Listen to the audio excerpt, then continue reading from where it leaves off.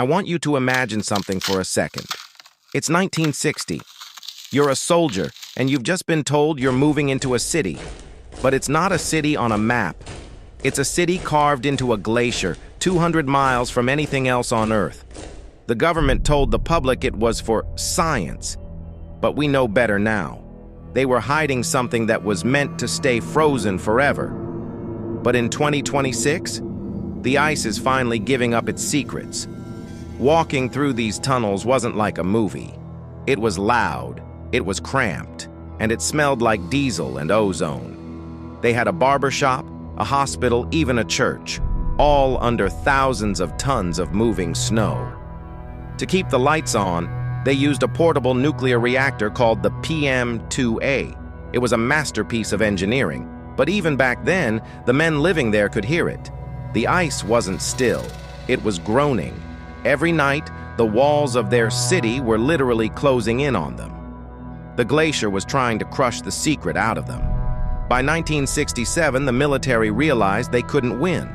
The steel supports were bending like soda cans. So they did what any government does when a secret gets too expensive. They walked away. They didn't clean it up.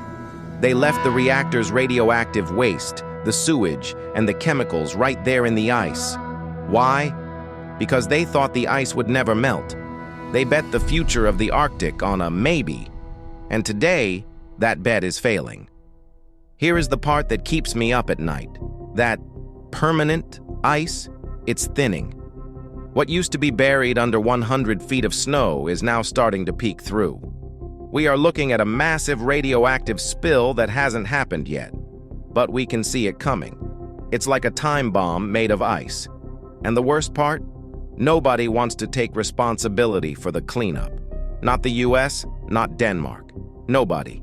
So what happens when the most secret city in the world finally melts into the ocean? We're about to find out. I've spent weeks looking at the declassified logs from the men who actually lived there.